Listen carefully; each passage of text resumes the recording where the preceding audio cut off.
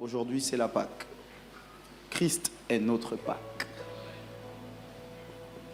Avant toute chose, j'aimerais que vous sachiez que la Pâque, malgré ce qu'on a vu en grandissant, n'est pas la célébration du lapin et des œufs. Voilà, je sais que nous avons tous aimé, en tout cas ceux qui ont eu l'opportunité de vivre ces moments-là. Durant la Pâque, on cachait des œufs dans des jardins, de préférence des œufs en chocolat. Et on allait les chercher. Qui a vécu ça? Qui connaît ça? Bon, les autres, ce n'est pas les œufs qu'on cachait, c'était peut-être le manioc ou autre chose, mais okay, on a tous, dans une certaine mesure, vécu la Pâque à notre façon. Et donc la Pâque, ce n'est pas ça. La Pâque, et vous allez le voir sur Google parfois, quand c'est Easter, vous voyez des lapins et des œufs, mais ce n'est pas notre symbole. Okay? Il faut que vous sachiez, vous en tant que chrétien, en tant qu'enfant de Dieu, en tant que fils du royaume, que symbolise la Pâque. Premièrement, la Pâque n'est pas d'abord chrétienne. La première fois que ce mot est utilisé, ce n'est pas pour une fête chrétienne, c'est pour une fête juive. Dites Amen. La Pâque nous vient donc dans une certaine mesure d'abord des Juifs. Maintenant, il y a une différence entre la Pâque juive et la Pâque chrétienne. Déjà dans leur écriture, la Pâque juive est sans S. P-A, accent circonflexe, Q-U-E. Notre Pâque à nous, elle est avec S. P-A, accent circonflexe, Q-U-E-S. Vous êtes là? À chaque fois que tu écris la Pâque sans S, tu parles de la Pâque juive et non de la Pâque chrétienne. À chaque fois que tu écris la Pâque avec S, tu ne parles pas de la Pâque juive. Qu'est-ce que la Pâque juive? La Pâque juive est la commémoration de cet événement qui a eu lieu lorsque les enfants d'Israël étaient prisonniers en Égypte depuis plusieurs siècles.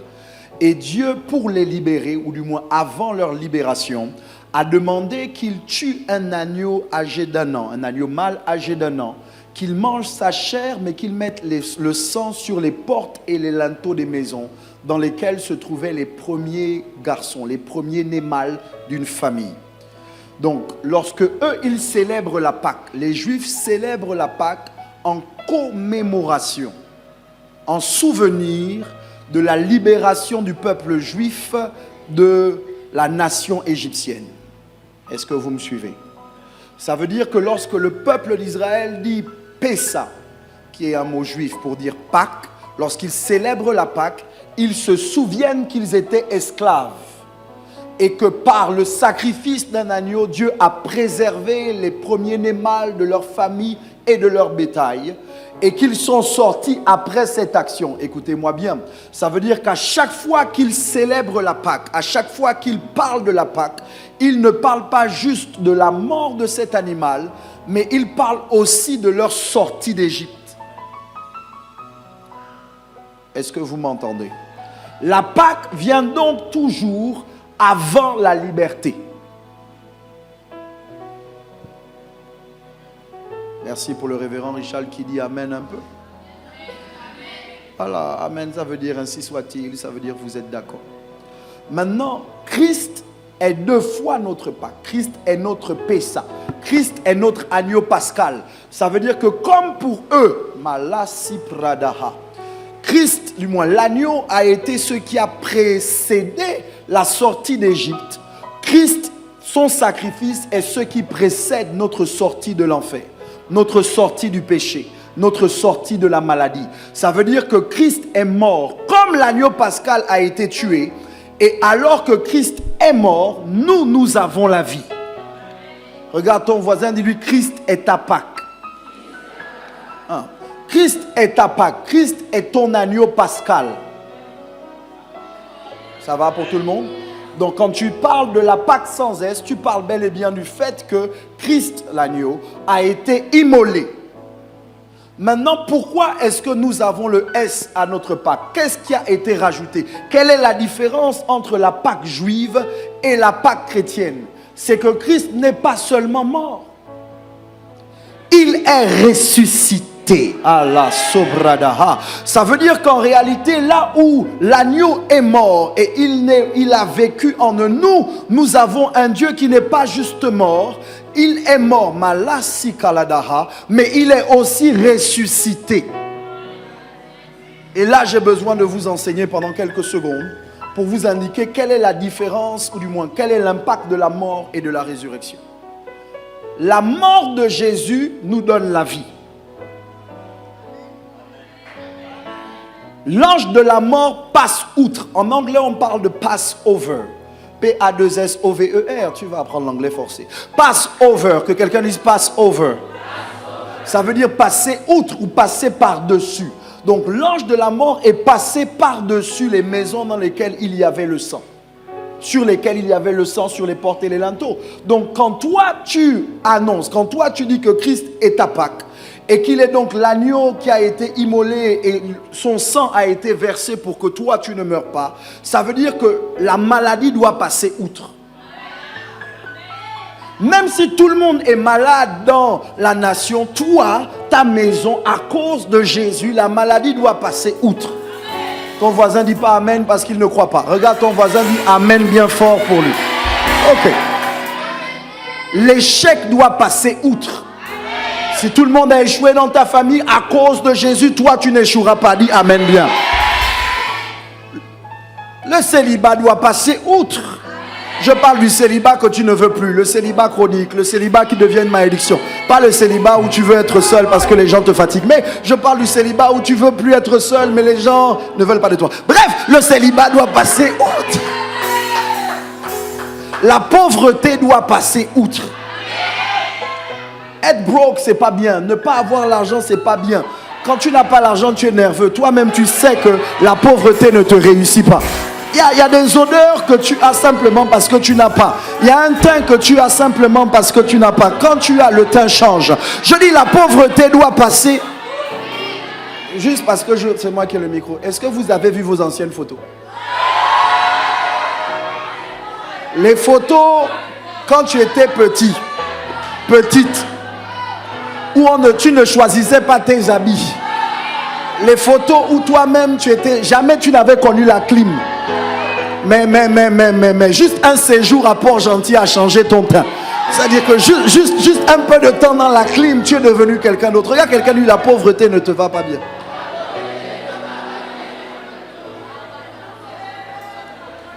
L'échec doit passer où? Donc, Christ est notre Pâque, suivez-moi. Donc ça veut dire que par la mort de Jésus, nous avons la vie. Dites Amen. Mais pourquoi est-ce que la résurrection est importante si déjà par sa mort, on a la vie? Pourquoi avait-il besoin de ressusciter si mort, on avait déjà la vie? Suivez-moi bien. La mort de Jésus nous donne la vie, mais sa résurrection nous fait sortir de la tombe. J'ai lu un texte le matin dans Matthieu 27, si je ne m'abuse. On va lire le texte. Tu ne m'as pas oublié. 27, 50 à 53. Matthieu 27, 50 à 53. Je suis obligé de poser ce fondement parce que certains d'entre vous, vous ne savez pas ce que vous célébrez. Donc vous le célébrez mal. Matthieu 27, 50 à 53. On y va. 1, 2, 3. Jésus poussa de nouveau un grand cri et rendit l'esprit. Et voici le voile du temple depuis la terre. Les sépulcres s'ouvrirent. Arrêtez-vous là. Quand Jésus va rendre l'esprit, le voile va se déchirer. Donc l'accès à la présence de Dieu est ouvert. La terre va trembler. Ça veut dire que tous ceux qui étaient solides vont reconnaître qu'il y a quelque chose qui s'est passé. Les rochers vont se fendre, de telle sorte que même du rocher le plus dur, Dieu est capable de faire sortir l'eau ou le miel. Les morts vont ressusciter, les sépulcres vont s'ouvrir, les morts vont ressusciter. Tout ça arrive à sa mort. Pourquoi est-ce que sa résurrection est importante? Verset suivant.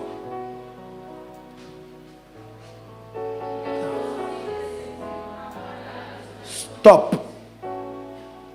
Ils ne sont sortis des sépulcres ouverts qu'après que Jésus soit ressuscité. Ça veut dire que Jésus mort, ils sont en vie, mais ils sont dans une tombe. La porte est ouverte, mais ils ne sortent pas. Jésus ressuscité, ils comprennent que sa résurrection est le signal qu'ils attendaient pour apparaître dans la vie. Suivez-moi bien. Pourquoi c'est important? Parce que Jésus est le premier-né parmi tous. Le premier-né de la résurrection. S'il sortait avant Jésus, Jésus n'aurait pas été le premier-né. Ils étaient obligés d'attendre le capitaine avant de sortir. Qu'est-ce que tu dis, évêque? Si Jésus était seulement mort, tu aurais repris vie, mais tu serais resté dans la tombe. Et c'est horrible d'être vivant dans une tombe. C'est-à-dire que tu as repris vie, mais tu sens bien la mort autour de toi. Est-ce que quelqu'un m'entend ce matin? Je dis, tu es vivant, mais l'endroit où tu es ne ressemble pas à la vie que tu as. Tu es vivant, tu as repris vie, mais l'environnement dans lequel tu te trouves ne ressemble pas à qui tu es devenu. C'était qui tu étais. Parfois, certains d'entre vous, vous êtes bloqués là où vous êtes, parce que quoi qu'étant devenu de nouvelles personnes, votre environnement ne change pas. Ça vous est déjà arrivé de vous rendre compte que vous n'êtes plus les mêmes, sauf que l'environnement ne se modifie pas. Pourtant, vous avez changé. Il y a des gens qui essayent de te rappeler qui tu étais, alors que tu n'es plus qui tu étais. Regarde ton voisin, dis-lui, je ne suis plus qui j'étais. Regarde, ton voisin ne te parle pas bien, cherche un autre voisin, dis-lui, je ne suis plus. Si je ne suis plus qui j'étais, je ne suis plus qui j'étais. Est-ce que tu sais que tu peux changer, mais ne pas changer de vêtements? Tu n'es plus la même personne, mais tu as encore la même garde-robe parce que tu n'as pas encore les moyens de t'offrir une nouvelle garde-robe. Tu n'es pas la même personne, mais tu apprends toujours dans le même établissement parce que tu n'as pas encore les moyens. Tu n'es pas la même personne, mais tu n'as pas encore changé de régime alimentaire parce que tu n'as pas les moyens. Je suis en train de dire à quelqu'un que si la mort te donne la vie, la résurrection te donne les moyens. Si la mort te donne la vie, la résurrection te donne la capacité de vivre la vie que Dieu t'a donnée. Si la mort te donne la vie, la résurrection te permet de jouir de la vie. Je ne sais pas à qui je parle. Je croyais que je parlais à une jeunesse extraordinaire. Dis à quelqu'un, je n'aurai pas simplement la vie, j'aurai les moyens de ma vie. Bouscule quelqu'un d'autre à côté de toi. Dis-lui, je ne vais pas seulement vivre, mais j'aurai le vêtement qui va avec la vie que j'ai. Je ne vais pas seulement vivre, mais j'aurai le véhicule qui va avec la vie que j'ai. Je ne vais pas seulement vivre, mais j'aurai la maison qui va avec la vie que j'ai. Je ne vais pas seulement vivre, mais j'aurai les voyages qui vont avec la vie que j'ai. Je ne vais pas seulement vivre, mais j'aurai la vie qui va avec la vie que j'ai.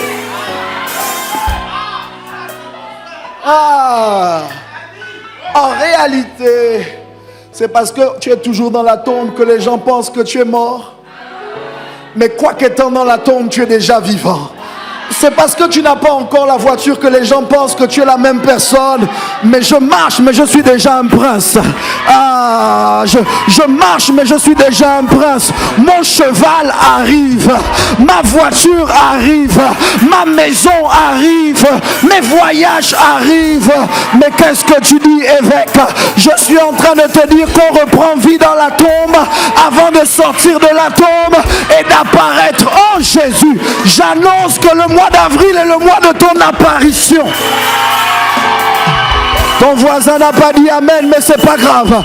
Je dis, j'annonce que le mois d'avril est le mois de ton apparition. Bouscule 3 personnes, dis-leur, c'est moi, j'apparais. Je n'apparais pas dans les rêves, j'apparais dans les restaurants, j'apparais en première classe, j'apparais avec mon véhicule, j'apparais dans... Oh, Jamale Prade Pariada. Bouscule quelqu'un, dis-lui, c'est moi, j'apparais. Où sont les ressuscités dans la maison? Où sont les ressuscités dans la salle?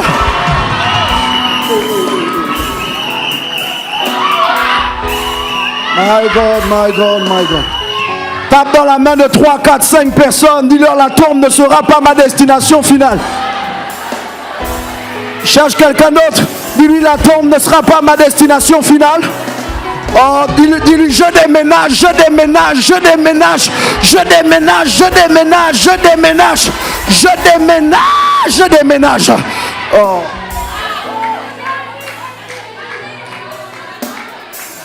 Regarde, ton voisin n'a pas la foi.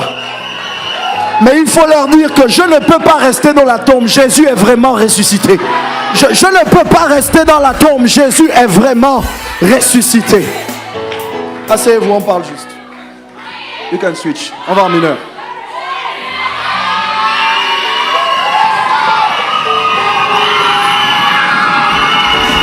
My God, my God, my God, my God, my God, my God. Yeah!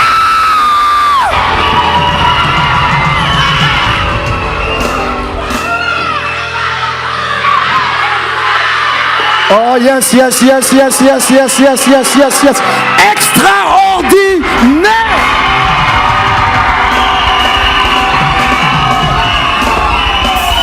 Alléluia. La prochaine fois que quelqu'un va te dire non, ça c'est pas pour toi, dis-lui Jésus est ressuscité. La prochaine fois que quelqu'un va te dire tu ne peux pas t'offrir ça, Jésus est ressuscité. La prochaine fois qu'on va te dire toi aussi tu aimes trop les grandes choses, Jésus est ressuscité. La prochaine fois qu'on va te dire mais pourquoi tu veux une voiture à cet âge, Jésus est ressuscité. La prochaine fois que tu vas vouloir déménager et qu'on va te dire tu changes trop de maison, Jésus est ressuscité. La prochaine fois qu'on va te dire tu ne peux pas te payer ses études, Jésus. My God, my God, my God, my God, Jésus est ressuscité.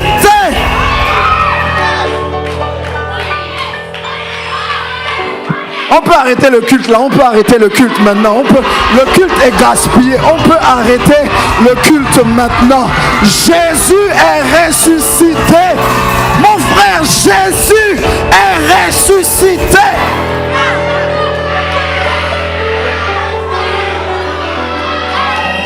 C'est pour ça, c'est pour ça, c'est pour ça.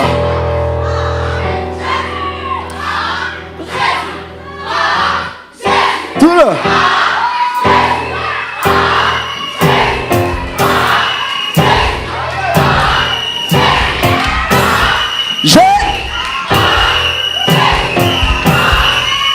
My God, my God, my God.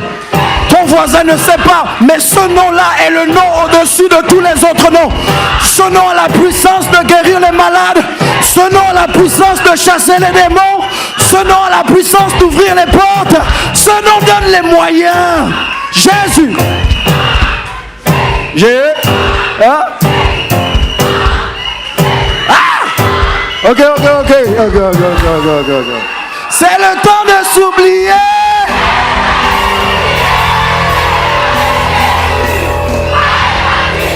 Je me suis préparé. Alléluia. Asseyez-vous.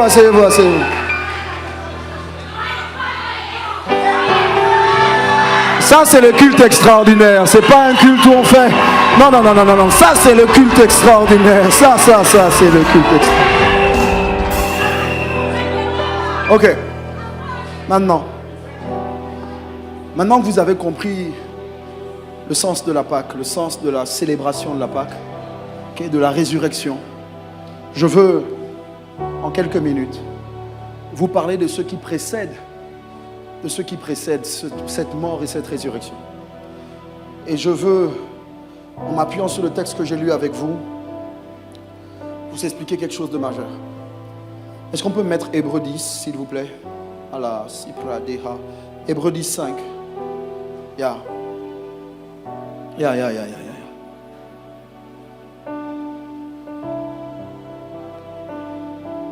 Jusqu'au verset 7.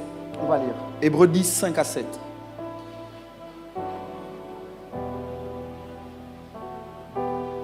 Lisons 1, 2, 3.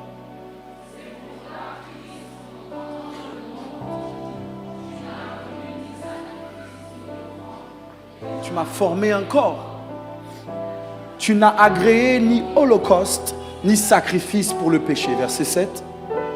Alors j'ai dit, voici je viens.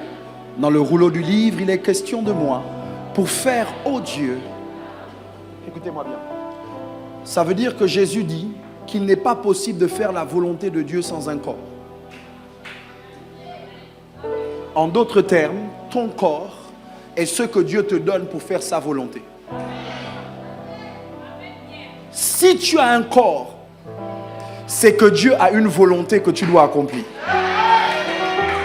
Si tu as un corps, c'est que ce corps t'a été donné, pas pour faire ta volonté, mais pour faire la sienne. Ton corps n'est donc pas l'instrument que Dieu te donne pour faire ce que tu veux. Ton corps est l'instrument que Dieu te donne pour faire ce qu'il veut. Bouscule un jeune à côté de toi, dis-lui, Dieu a une volonté dans ton corps. Dieu a une volonté, Dieu veut faire quelque chose, c'est pour ça que tu as un corps. Si Dieu ne voulait rien faire avec toi, il ne t'aurait pas donné un corps. Quand Dieu pense qu'il en a fini avec toi, il reprend son esprit, le corps devient poussière. Tu es poussière, tu retourneras à la poussière. Mais tant que tu es un esprit dans un corps, c'est qu'il y a une volonté de Dieu que tu dois faire. Dis Amen bien. Les jeunes donc doivent comprendre que la jeunesse, où on fait les 400 coups, où on fait ce qu'on veut. La jeunesse est la période de ta vie où tu dois te demander, Seigneur, why did you give me a body? Seigneur, pourquoi est-ce que tu m'as donné un corps? La jeunesse est cette période de ta vie où tu dois trouver la volonté de Dieu pour toi. La jeunesse est cette saison de ta vie où tu dois travailler à découvrir qu'est-ce que Dieu veut faire avec toi. Et je sais que ça vous est tous arrivé, c'est cette crise d'adolescence où à un moment tu te dis, qu'est-ce que je fais ici? La question existentielle du qu'est-ce que je fais ici est une question rattachée à la volonté de Dieu.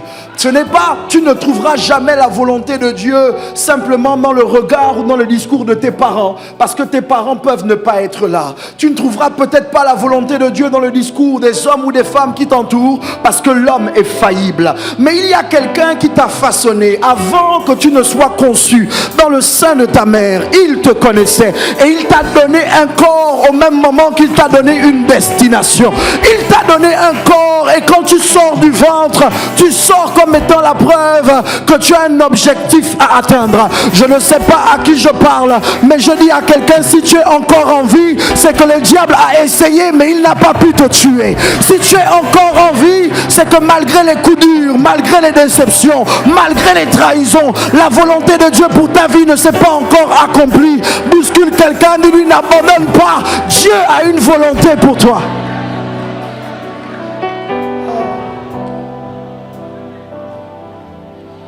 À quoi sert le corps? À quoi sert le corps? Offrons donc nos corps comme un sacrifice vivant et agréable, ce qui sera de notre part un culte raisonnable. Pas de culte sans corps. C'est pour ça que je ne comprends pas les gens qui ne dansent pas. Vous dansez partout sauf au culte. Mais ton corps n'a pas été fait pour danser dans un groove. Ton corps a été fait pour le culte. Ton corps n'a pas été fait pour boire. Ton corps a été fait pour le culte. Ton corps n'a pas été fait pour le chanvre. Ton corps a été fait pour le culte. Ton corps n'a pas été fait pour la marijuana. Ton corps a été fait pour le culte. Ton corps n'a pas été fait pour les cobolons. Ton corps a été fait pour le culte. Bouscule quelqu'un à côté de toi, donne ton corps à Dieu.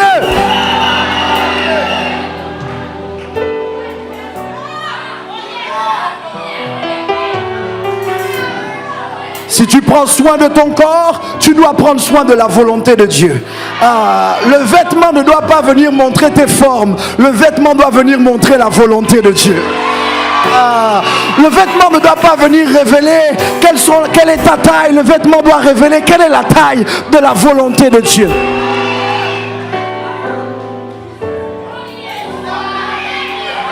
Je parle mieux que tu ne dis Amen. I'm on fire. Je sens que l'Esprit du Seigneur est sur moi.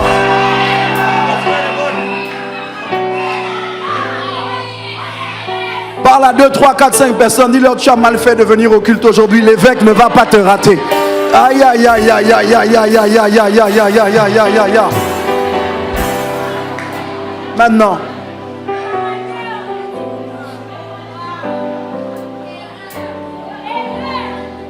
Jésus se retrouve à table avec ses disciples. C'est le texte que j'ai lu, c'est le texte de base que j'ai lu.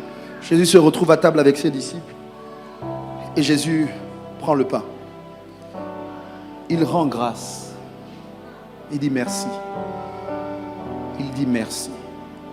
Et il dit, après avoir béni, il rompt le pain. Donc,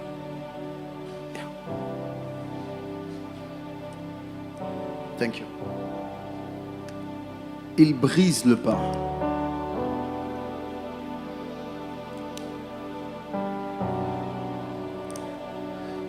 Ce pain qu'il brise, il dit, ceci est mon corps. Et ensuite, il le donne aux disciples.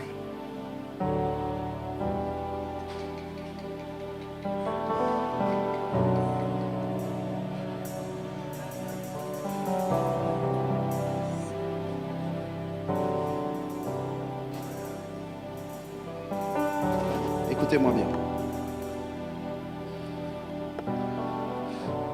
Le corps que Dieu lui a donné pour faire sa volonté, Jésus révèle que cette volonté de Dieu ne peut pas se faire sans qu'on se donne aux hommes.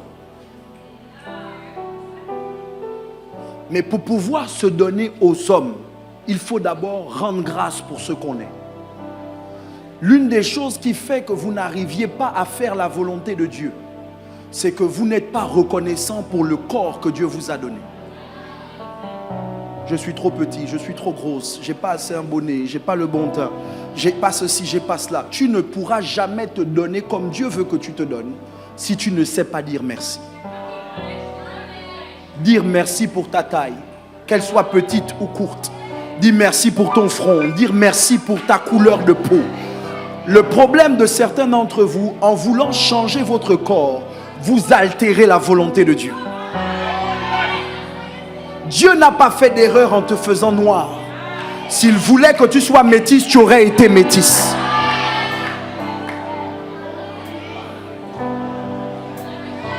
Dieu n'a pas fait d'erreur en te donnant le nez que tu as. S'il voulait que tu aies le nez de Beyoncé, tu aurais eu le nez de Beyoncé. Dieu n'a pas fait d'erreur en te donnant le corps que tu as. Ce corps, tu en as besoin pour faire sa volonté, mais tu ne pourras pas faire sa volonté si tu ne sais pas dire merci.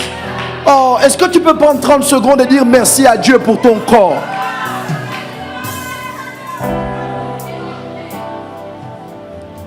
Merci pour la taille que j'ai, merci pour le teint que j'ai, merci pour les formes que j'ai ou l'absence des formes que j'ai. La société veut vous emmener à croire que votre corps n'est pas assez bien. Mais en touchant à votre corps, il touche au véhicule de la volonté de Dieu. N'agréé ni sacrifice ni holocauste, mais tu m'as formé un corps. Voici, je viens pour faire ta volonté. Tu ne peux pas faire la volonté de Dieu sans être reconnaissant. Tu ne peux pas faire la volonté de Dieu en étant ingrat. Pourquoi j'ai cette taille? Pourquoi j'ai ce teint? Pourquoi j'ai ceci? Pourquoi j'ai cela? Mais Dieu ne fait pas d'erreur. Tu dois apprendre à lui faire confiance avec ce que tu as avant de vouloir qu'il te donne plus. Il prend le pain, il rendit grâce. Mais il dit, ceci c'est mon corps. Ce pain pour lequel il rend grâce, c'est son corps. Ensuite, Jésus le brise. Pas de volonté de Dieu sans brisement. C'est pour ça que tu es brisé. Oh Dieu. God organized things. Dieu a organisé les choses de telle sorte que même sans que tu le veuilles, tu as été brisé en famille. Tu as été brisé à l'école. Tu as été brisé à l'église. Tu as été brisé dans la société. Mais quand Dieu brise un corps, c'est parce qu'il veut le distribuer. Il n'y a pas de multiplication sans brisement. Écoutez, Jésus ne pouvait pas se donner aux disciples physiquement. Il a utilisé la loi de la substantiation. Le corps, le pain. Le pain, le corps. En brisant le pain, il brise le corps. En distribuant le pain, il distribue le corps. Ceci, c'était mon corps. Et je l'ai donné. Avec mon corps, je suis limité, je ne peux être qu'à un seul endroit. Avec mon corps, je suis limité, je ne peux me donner qu'à une seule personne. Mais avec le pain, je peux me donner à plusieurs. Est-ce que je peux vous parler du pain 30 secondes? Quand Jésus est dans le désert et qu'il sort du jeûne, il a jeûné 40 jours sans manger. Mon temps est fini, 40 jours sans manger. Le diable lui dit, tu as tellement faim, change ces pierres en pain. Et Jésus dit non, l'homme ne vivra pas seulement de pain, mais de toute parole qui sort de la bouche de Dieu. Ça veut dire que l'une des choses que tu dois donner aux gens qui symbolisent le pain, c'est la parole. You have to be so filled. Tu dois être tellement rempli de la parole que quand tu ouvres la bouche, tu as une parole pour chacun. Pas tes paroles, mais la parole de Dieu. À chaque fois que tu ouvres la bouche, ce qui doit se faire entendre, ce n'est pas les injures. Ce qui doit se faire entendre, ce n'est pas le chant des stars américaines ou africaines. Ce qui doit d'abord se faire entendre, c'est la parole. Parce que l'homme ne vit pas des chants des stars. L'homme ne vit pas des injures, l'homme vit de la parole de Dieu. Regarde ton voisin, lui, est-ce que tu es plein de la parole? Parce que tu ne peux pas donner ce que tu n'as pas en toi. Tu ne peux pas te distribuer la parole si elle n'est pas d'abord en toi. Mais là où je veux aller, et c'est fini. Je me suis rendu compte que s'il y a une chose que nous faisons et que nous faisons parfois, mais que nous ne faisons pas bien, c'est réaliser qu'en réalité, Dieu nous donne le pain, pas d'abord pour le manger. Écoutez, la Bible dit que c'est Dieu qui donne la semence au semeur et du pain à celui qui a faim. En réalité, à chaque fois que Dieu te donne un morceau de pain, ce morceau de pain est une opportunité pour que tu te donnes aux gens. Exemple, tu as 500. Dans tes 500, il faut apprendre à donner. Tu ne donneras jamais avec 5 millions si tu n'as pas d'abord appris à donner avec 500. Et toi qui attends d'avoir beaucoup pour commencer à partager, tu démontres que tu ne comprends pas que ce pain, en réalité, tu dois le briser pour le donner. J'ai grandi à Port-Gentil. Je me suis converti vraiment très jeune, 14 ans. Et j'ai appris à donner. Vous savez, je sais que certains l'ont vécu, mais moi, c'est devenu mon style de vie à cause de l'église, à cause de ma foi, à cause de ma pratique spirituelle. Parfois, tu as 500. C'est la récré. Ton frère et toi, ton frère n'a pas. Toi, tes parents te donnent. Tu as la grâce d'avoir des parents qui te donnent de l'argent de poche. Tu achètes ton goûter et tu partages. On a découpé, c'est parce que le pain n'est pas là. Est-ce que vous avez déjà partagé le pain? Est-ce que vous connaissez le feeling, la sensation de dire à ton ami, tiens, et la personne, la main de la personne, c'est parce que j'ai oublié le pain. Tu te dis, c'est ton pain, ta galette. Tu dis, bon, tu n'as pas, on partage. Et le gars, il avance. Et tu regardes. Hey, c'est mon pain. Oh. Et tu fais, recule. Et le gars, il coupe. Et tu regardes, tu dis, bon, regarde, faisons la comparaison. Faisons la taille. Tu dis, regarde, c'est mon pain. Le bout. Hey, Jésus. Le bout. Ah! Je sens qu'il y a des gens qui ont partagé dans la salle. Le bout. Mais vous savez, je crois que l'une des choses qu'on a ou qu'on développe parfois dans l'enfance, c'est l'innocence. C'est le fait qu'on se rende compte qu'à un moment, avoir et regarder quelqu'un ne pas avoir, c'est pas normal. Avoir, manger alors que quelqu'un d'autre en face de toi te regarde manger en bavant, c'est pas normal. C'est pas normal d'avoir un corps et de ne pas savoir le partager aux gens qui n'en ont pas. Parce que parfois, ce qui leur donne un corps, c'est le fait de rentrer, je ne parle pas de vos corps physiques, ce qui leur donne un corps, c'est le fait de rentrer en contact avec le corps que Dieu vous a donné. Ce qui permet aux gens parfois de sortir du manque, c'est d'être en contact avec votre abondance. Et parfois, en refusant de donner, tu perds l'opportunité de voir ce que Dieu te donne se multiplier. La main fermée ne reçoit pas. Les pingres ne prospèrent pas.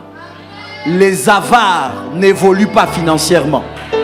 Ce n'est pas quand tu auras 10 000 que tu vas partager si avec 100 francs tu n'es pas capable de partager.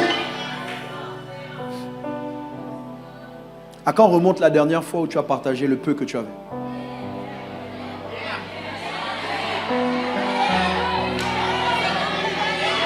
Extraordinaire est venu préparer.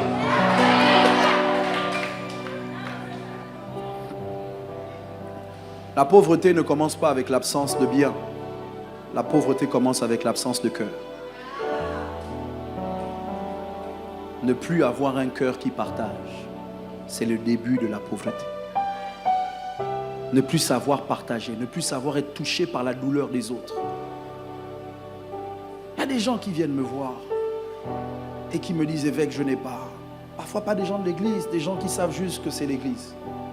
Mais ce qui me garde dans la position du donner, c'est que Dieu a utilisé des gens pour me donner. Le souvenir. Quand j'étais aux États-Unis et que quelqu'un d'inconnu s'arrête pour dire: tiens, $25, tiens, $50. Quand quelqu'un me dit: Dieu m'a mis à cœur, aujourd'hui je veux et je serai la personne qui va dire à quelqu'un: Dieu m'a mis à cœur. Je prie Dieu que cette église soit composée d'hommes, de jeunes qui donnent. Des jeunes qui sont préoccupés par les besoins des autres. Des gens qui savent reconnaître les opportunités pour faire du bien aux autres. Je prie Dieu, toi à qui on paye les études, qu'un jour tu sois celui ou celle qui paye les études de quelqu'un d'autre. Je prie Dieu, toi à qui on paye un loyer, qu'un jour tu sois celui ou celle qui paye le loyer de quelqu'un d'autre. Je prie Dieu, toi à qui on donne l'argent du taxi, qu'un jour tu sois celui qui donne l'argent du taxi à quelqu'un. Je prie Dieu, toi à qui on donne une voiture, une maison, un avion, que tu sois un jour celui qui donne. Que Dieu fasse de toi un donateur. Levons-nous s'il vous plaît.